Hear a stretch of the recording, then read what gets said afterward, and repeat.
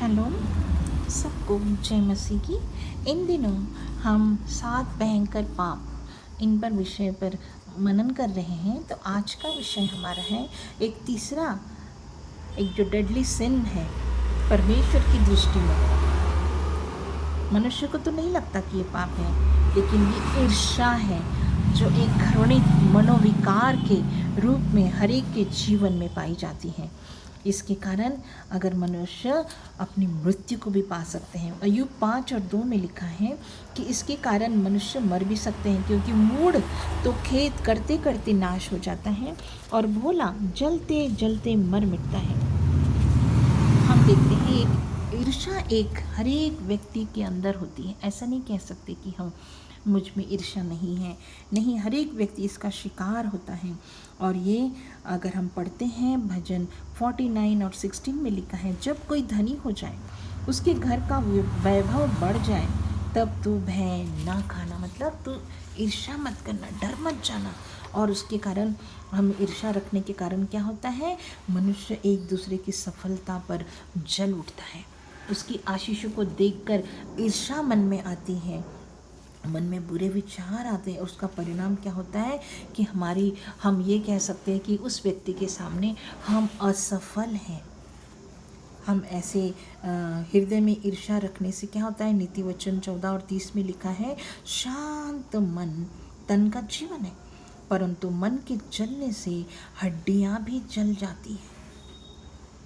तो ये दूसरों को चोट पहुंचाने वाला ही नहीं, वो हमारे स्वयं को भी, हमारे मानसिक शारीरिक रूप में ये हमें हताहत कर सकता है।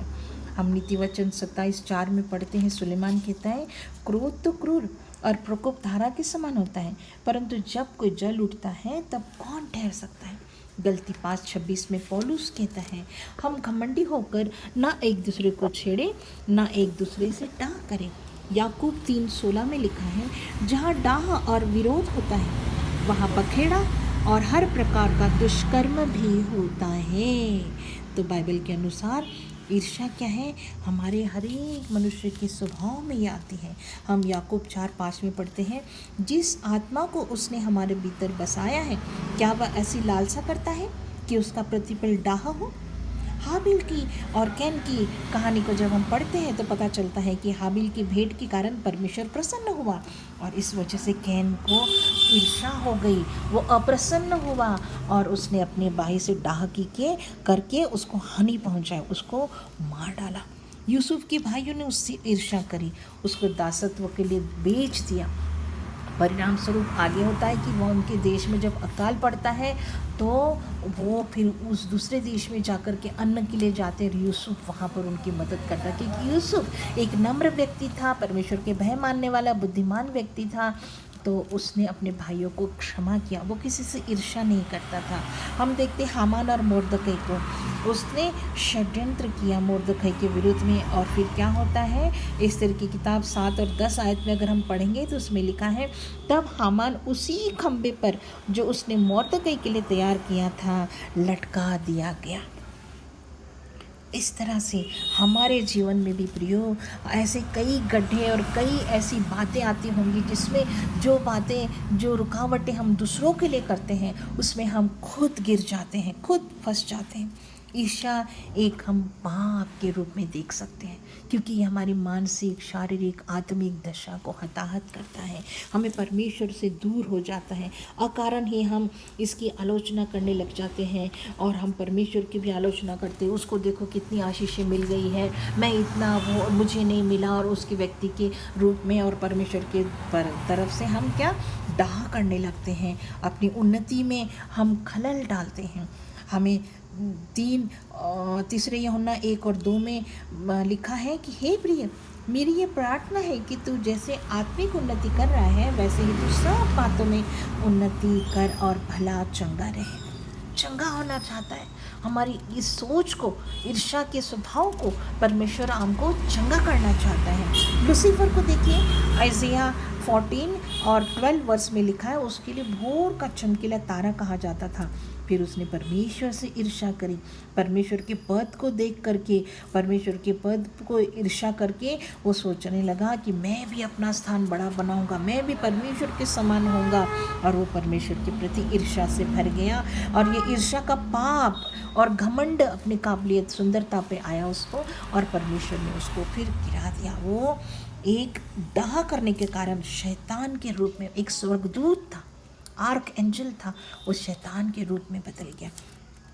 तो मसीह लोग जो थे, वो सदूकी फरीसी जो थे, महायाजक थे, वो परमेश्वर प्रभु यीशु मसीह से ईर्ष्या रखते थे, क्योंकि भीड़ की भीड़ उसको घेरे रहती थी, उसकी प्रसिद्धि बढ़ते जा रही थी। तो उनको लगता था ये हमारी शिक्षा नहीं, यीशु मसीह की शिक्षा के पीछे जाते हैं, और उसने फलस्वरूप उसको दंडित करने के लिए, उसको पकड़वाने के लिए वो हमेशा कोशिश करते थे।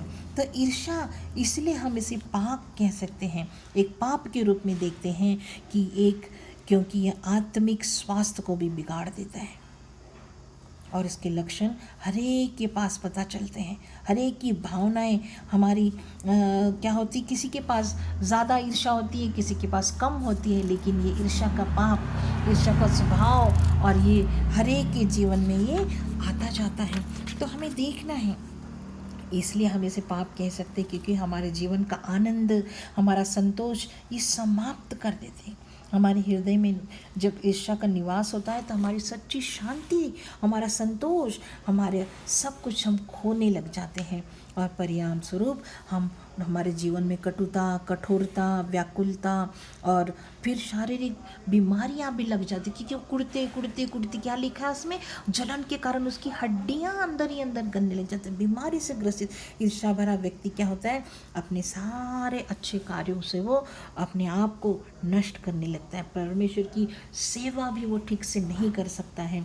तो हमें मालूम होना चाहिए कि ईर्ष्या के कारण परमेश्वर के साथ व्यक्ति की सहभागिता छूट जाती है, और व्यक्ति हृदय में ईर्ष्या रखता है, और परमेश्वर की सहभागिता में सम्मिलित होना भी उसको संभव नहीं होता, क्योंकि वो ईर्ष्या के उस पाप को, बदला की भावना को अपने मन में लिए फिरता है। अब हमें चाहिए कि हम विचार करेंगे कि हमें इस ईर्ष्या से हमें छुटकारा पाने के लिए हम क्या करेंगे। सबसे पहली बात, अपने मन की इस भावना को पहचानना है और मान लेना है कि आपके हृदय में ये ईर्ष्या विद्यमान है। मैं अपनी असफलता के बारे में दूसरों को दोष देना बंद करना है, और अपनी आत्मा में अपनी इन गलतियों की सूची बनाकर परमेश्वर के सामने रखना है, कि प्रभु को बोलना है, प्रभु ये मुझसे गलती हो गई, मुझे ऐसा नहीं करना चाहिए था। अगर आपने उसे आशीषित किया है तो प्रभु का धन्यवाद हो, मुझे भी आप आशीषित करेंगे। मुझे अपनी राह में चलाना है, अपनी भूल को स्वीकार करना है। और दूसरी बात हम देखेंगे, परमेश्वर के समक्ष अपने पापों को मान लेना है।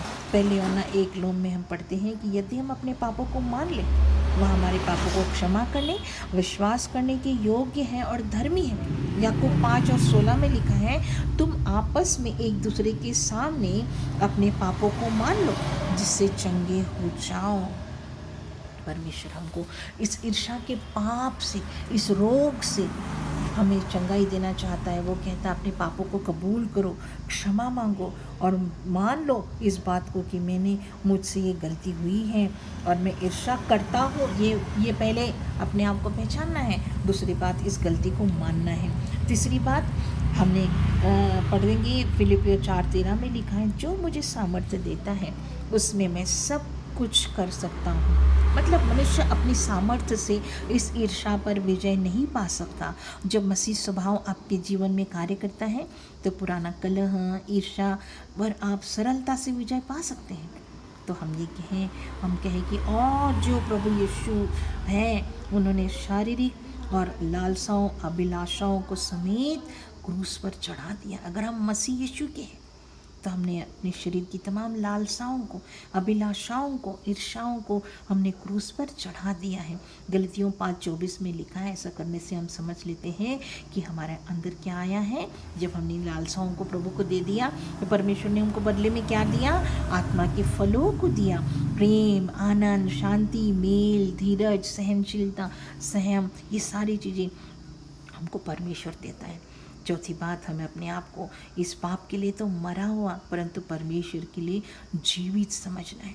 परमेश्वर का ये वचन हमारे जीवन में इस बात को संभव कर सकता है जब हम इस बात को कि नहीं, मुझे इस ईर्ष्या को अपने जीवन में से ख़त्म करना है और मुझे आत्मा को फलों को अपने अंदर पनपने देना है। तो परमेश्वर मेरी सहायता करे कि प्रभु गलतियों 5:22 के इस आत्मा के फलों को 9 फलों को मेरे जीवन में पनपने दे और पूरी तरह से इस एक ईर्ष्या को मेरे जीवन से दूर करे और मैं परमेश्वर की, मेरा शरीर, मेरा मन, ये मंदिर जो है, इसमें पूर्ण तरह से परमेश्वर का प्रेम निवास करे, तो मैं वहाँ ईर्ष्या और जलन इसका स्थान नहीं होगा। परमेश्वर इस बात से आपको विजयी बनाए रखें, ईर्ष्या पर विजयी होकर प्रेम से भरकर परमेश्वर के लिए जीना सीखे और ईर्ष्या अपने हृदय से निकाल दे। परमेश्वर आपको आशीष दे। आमीन।